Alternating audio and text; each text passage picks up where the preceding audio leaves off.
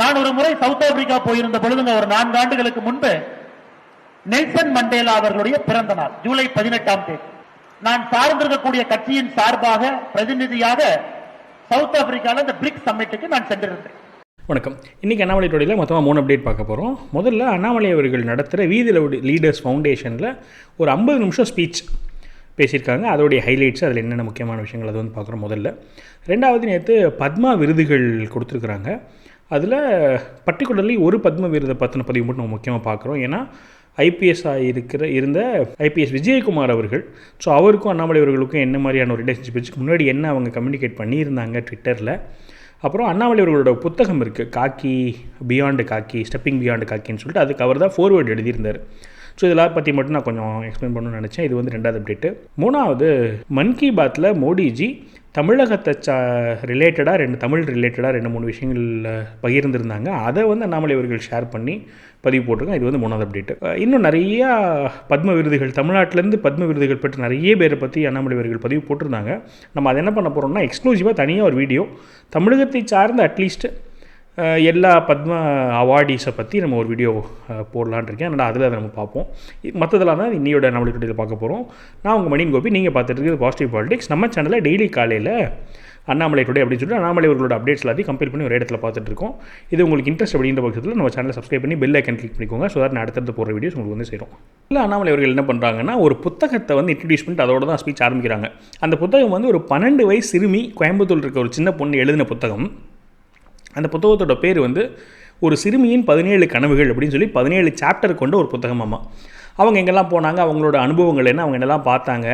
Particularly கோயம்புத்தூரில் வந்து சாந்தி service அப்படின்னு சொல்லிட்டு ஒரு சேரிட்டபிள் இன்ஸ்டியூட்டோடைய ஒரு கேன்டீன் ஒன்று இருந்திருக்கு.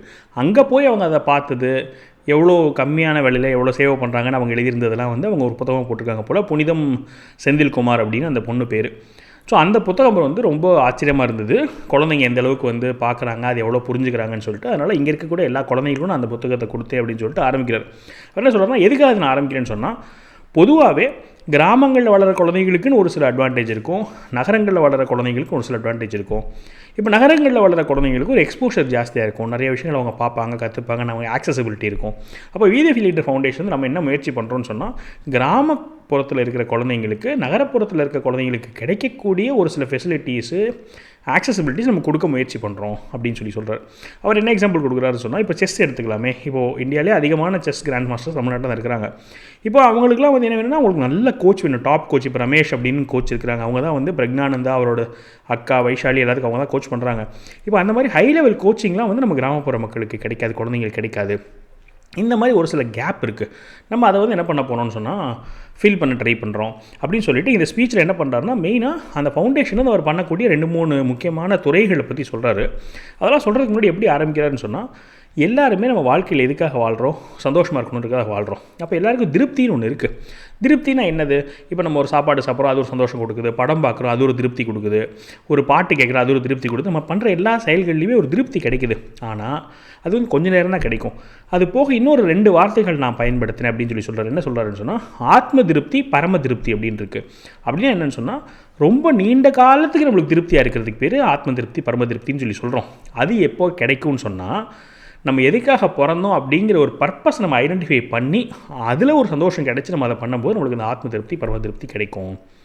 அப்போது நம்ம வாழ்க்கையில் இப்போ வீதி லீடர் ஃபவுண்டேஷன் 5 வருஷம் முன்னாடி ஆரம்பிக்கும் போது எங்களுக்கு வந்து 2 விஷயங்கள் நாங்கள் வந்து யோசித்தோம்.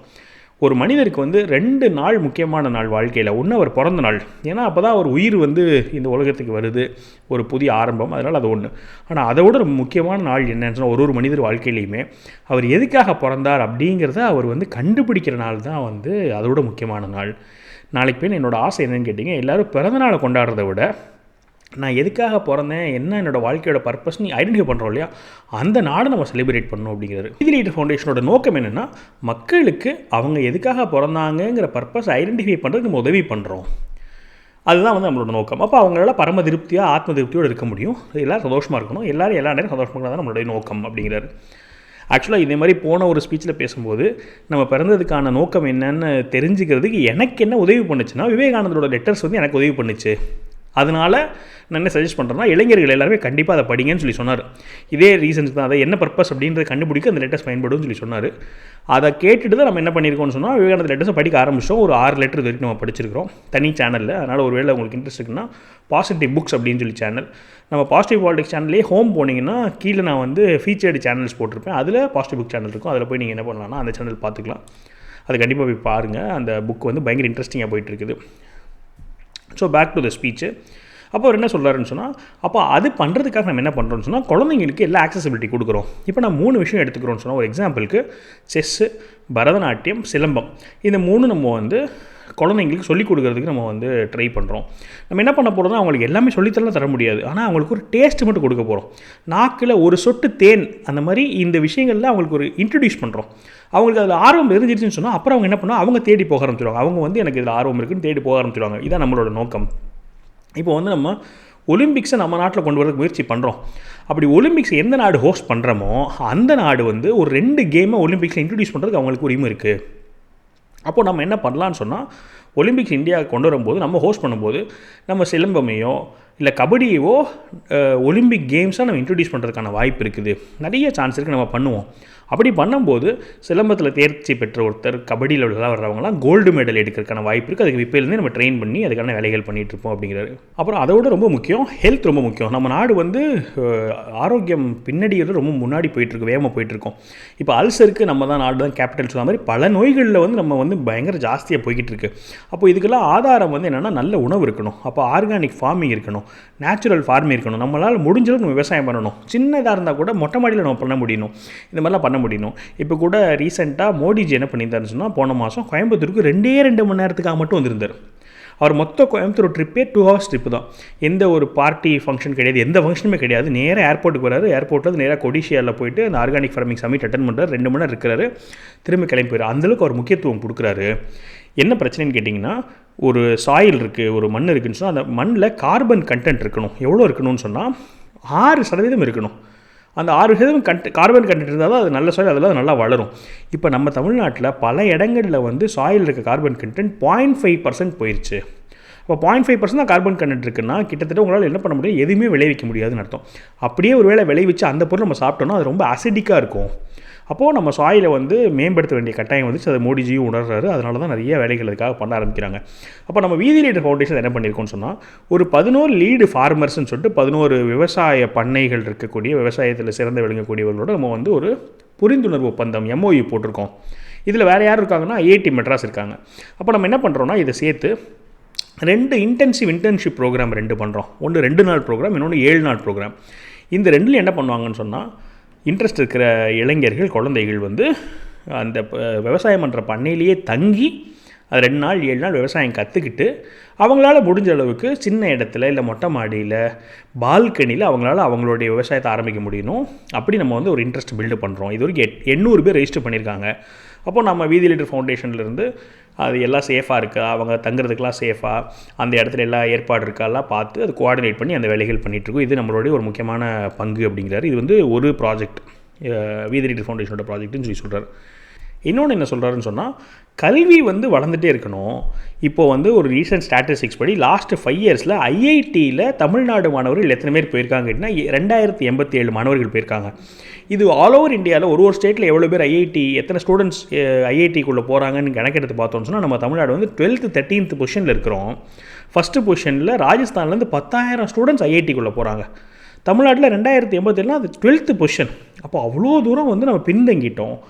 முன்னாடி நம்ம எப்படி இருந்தோம்னா, இப்போ கூட எதிர்பார்த்து எல்லா மெட்ரிக்ஸ்லையுமே தமிழ்நாடு தான் 2nd ரேங்க்கில் இருக்கும். ஃபஸ்ட்டு வந்து மகாராஷ்டிரா இருக்கும். நிறைய விஷயங்களில் வந்து ஃபஸ்ட்டு செகண்ட் நம்ம தமிழ்நாடு இருப்போம். இது எதனாலன்னு கேட்டிங்கன்னா, நம்ம வந்து அவ்வளோ தூரம் கல்விக்கு இம்பார்ட்டன்ஸ் கொடுத்து 50 வருஷமாக வளர்ந்துருக்கிறோம். காமராஜர் ஐயா ஒரு 9 வருஷம் அவர் ஆட்சி காலத்தில் கிட்டத்தட்ட 18,000 பள்ளிகள் வந்து அவர் திறந்தார்.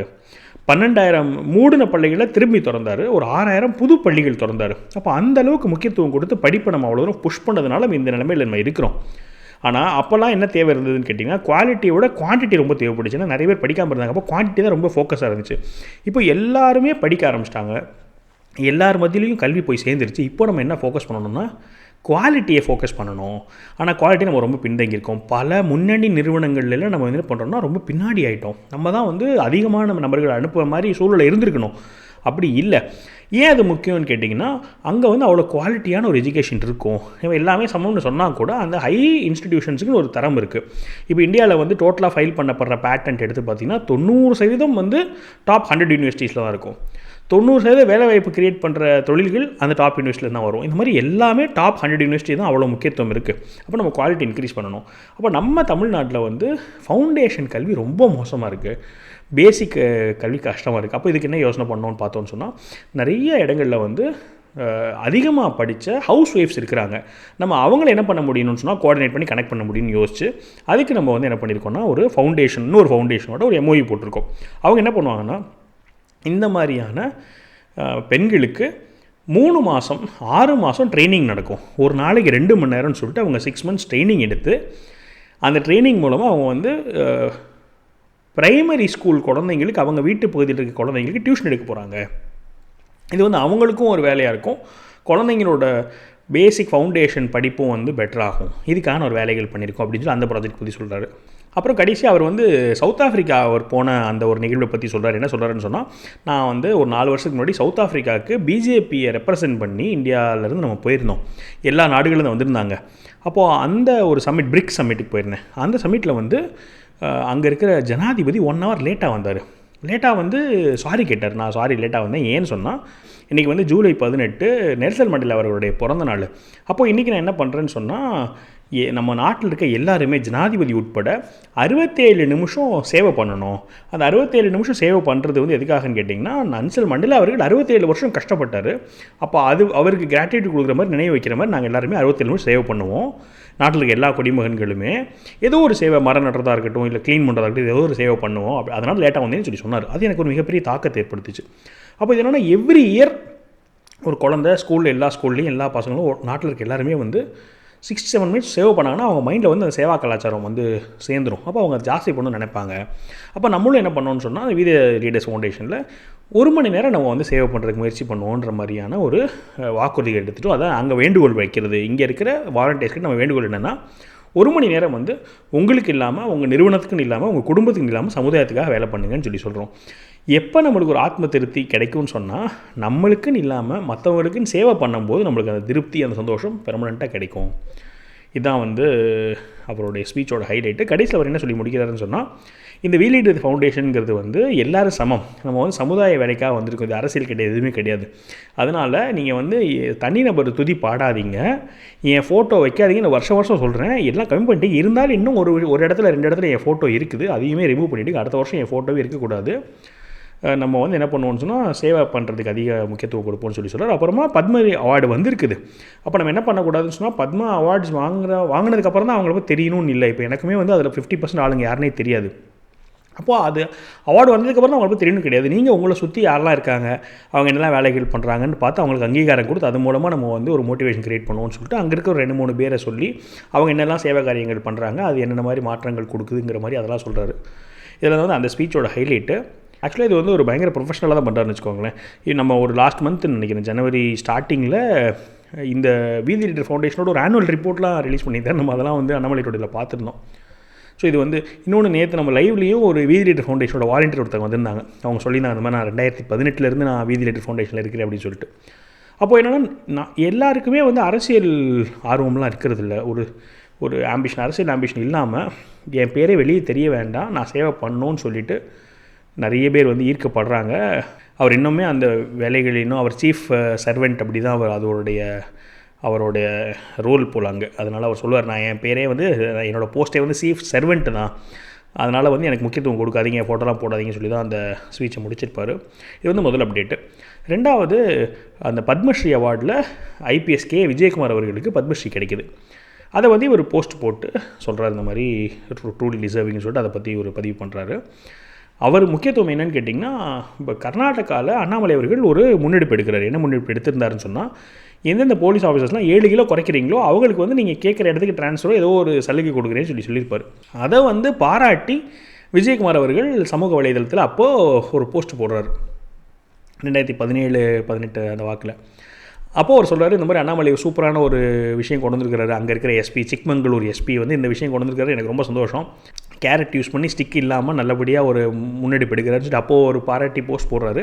அண்ணாமலை அவர்கள் வந்து ரொம்ப நன்றி, பசங்களும் ரொம்ப நல்லா பண்ணுறாங்க அப்படிங்கிறாரு.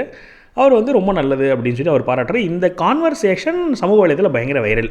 அதாவது இப்போது இவருக்கு பத்மஸ்ரீ கிடைச்சதுக்கப்புறமா. ஸோ அது உங்ககிட்ட ஷேர் பண்ணி நினச்சேன். அப்புறம் இன்னொன்று, நம்ம பாசிட்டிவ் புக்ஸ் ஆரம்பித்ததுக்கப்புறமா நான் வந்து அண்ணாமலை அவர்களோட அந்த புக்கும் வந்து சொல்லணும்னு நினச்சேன். அதாவது ஸ்டெப்பிங் பியாண்ட் காக்கி, நம்ம லெட்டர்ஸ் ஆஃப் சுவாமி விவேகானந்தா மாதிரியே. அந்த ஸ்டெப்பிங் பியாண்ட் காக்கியோட ஃபார்வேர்டு யார் எழுதுனாங்கன்னு கேட்டிங்கன்னா ஐபிஎஸ் விஜயகுமார் அவர்கள் தான். அதில் ஒரு முக்கியமான விஷயம் சொல்கிறார். என்ன சொல்கிறாருன்னு சொன்னால், கொஞ்சம் வருஷம் தான் வந்து அண்ணாமலை அவர்கள் ஐபிஎஸ் இருந்தார், 10 வருஷத்துக்குள்ளே தான் இருந்திருக்காரு. ஆனால் அவருக்கு வந்து போலீஸ் பற்றி அவ்வளோ தீர்க்கமாக, அவ்வளோ ஆழமாக நியூயன்சஸ்லாம் வந்து படிச்சுக்கிறது பெரிய ஆச்சரியம். எல்லா போலீஸ்காரங்களும் கண்டிப்பாக அவரோட புக்கை படித்தே ஆகணும். போலீஸாக இல்லாதவங்களுக்கு போலீஸ் உலகத்தை பற்றின ஒரு பயங்கரமான பார்வை கிடைக்கும், நல்ல ஆழமான பார்வை கிடைக்கும். அதுக்கப்புறமா வந்து நிறைய ஒழுக்கமான நல்ல, இப்போ அண்ணாமலை போன்ற ஒழுக்கமான போலீஸ் ஆஃபீஸர்ஸ்லாம் பொதுவாக பாலிட்டிஷியன்ஸ் மேலே ஒரு இது வந்துடும், ஒரு பார்வை கிடைக்கும். ஆனால் இவர் வந்து அவங்கள எப்படி ஹேண்டில் பண்ணி எப்படி நல்லபடியாக வேலை பண்ணணுங்கிற மாதிரியான ஒரு தகவல்கள், ஒரு பார்வை கொடுத்துருக்கிறாரு. அதனால் யங் போலீஸ் ஆஃபீஸர்ஸ்க்கு, ஐபிஎஸ் ஆஃபீஸர்ஸ்க்குலாம் வந்து தனியாக ஒரு சாப்டரே வச்சுருக்காரு. எப்படி பொலிட்டீஷியன்ஸை ஹேண்டில் பண்ணி நீங்கள் வந்து சமுதாயத்துக்கு நல்ல வேலை பண்ணணும்னு சொல்லி ஒரு சாப்டர் கொடுத்துருக்காரு. சூப்பரான சாப்டர்னு சொல்லி அந்த ஃபார்வர்டில் எழுதுறாரு. ஸோ அதை நம்ம டீட்டெயிலாக பாசிட்டிவ் புக்ஸ் சேனலில் பார்ப்போம். நான் இந்த பத்மஸ்ரீ அவார்டு கிடைக்கும்போது அது கூட சேர்த்து சொல்லணும்னு நினச்சேன். இது வந்து அடுத்த அப்டேட்டு. மூணாவது, மன் கி பாத்தில் மோடிஜி அவர்கள் வந்து 2 விஷயம் சொல்கிறார். ஒன்று வந்து மலேசியாவில் ஒரு 500 பள்ளிகள் தமிழ் வந்து கொண்டு போகிறாங்க, தமிழை வந்து பாதுகாக்கிறாங்கங்கிறத பற்றி மோடிஜி பேசியிருக்கிறாங்க. அதில் சுப்பிரமணிய பாரதி ஸ்கூல்னே வந்து அங்கே ஒரு ஸ்கூல், மலேசியாவில் ஒரு தமிழ் பள்ளி ஒன்று இருக்குது, அதை பற்றி சொல்லியிருக்காங்க. அதை வந்து நம்மளை ஒரு மேற்கோள் காமிச்சு இந்த மாதிரி மோடிஜி அதை பற்றி பேசியிருக்காங்கன்னு சொல்கிறாங்க. இன்னொன்று, கள்ளக்குறிச்சியில் ஒரு ஃபார்மர் ப்ரொடியூசர் கம்பெனி, அந்த ஃபார்மர் ப்ரொடியூசர் கம்பெனியையும் மில்லட் பேஸ் பண்ணி ஃபார்மர் ப்ரொடியூசர் கம்பெனி, அதை வந்து பாராட்டி மோடிஜி பேசியிருக்காங்க மன் கி பாத்தில். அதையும் வந்து நம்மளுக்கு மேற்கோள் காமிக்கிறாங்க. இதில் தான் வந்து இன்னியோடைய அண்ணாமலை டுடே என்ன பண்ணுறோன்னு சொன்னால், எல்லா பத்மஸ்ரீ, பத்மபூஷன், பத்ம விபூஷன் அவார்ட்ஸ் எல்லாத்தையும் பார்த்துட்டு அட்லீஸ்ட் தமிழ்நாட்டில் இருக்க எல்லா பத்ம அவார்டிஸை பற்றி நம்ம வந்து பார்த்துக்கலாம். ஏன்னா முன்னாடி வந்து ஜேர்னலிஸ்ட்டு, அப்புறம் வந்து கவர்மெண்ட்டுக்கு தேவைப்படுறவங்க, லாபி பண்ணுறவங்களுக்கு கொடுத்துட்ருந்தாங்க. அப்போ அதை பற்றி நம்ம பெருசாக படிக்கிறதுக்கு பார்க்குறதுக்கு பெரிய ஆர்வம் இருந்ததில்லை. இப்போ மோடிஜி வந்ததுக்கப்புறமா ட்ரூலி டிசர்விங்கான ஆளுங்களுக்கு என்ன சொல்கிறது அப்படி கொடுக்குறாங்க. அப்போ அவங்கள பற்றி தெரிஞ்சுக்கிறது வந்து தேவை. நம்மளும் முடிஞ்ச வரைக்கும் மற்றவங்களையும் கொண்டு போய் சேர்க்கலாம் அப்படின்னு தான் நோக்கம். அதை நான் வந்து ரெடி பண்ணிவிட்டு நான் அதை ஷேர் பண்ணுறேன். ஸோ இதெல்லாம் தான் என்னோட அண்ணாமலை டுடே அப்டேட்ஸு. நீங்கள் உங்களோட கருத்துக்களை போல பதிவு பண்ணுங்கள். மேலும் ஒரு பாசிட்டிவ் ஷெட்யூல் சந்திக்கிறேன். வணக்கம்.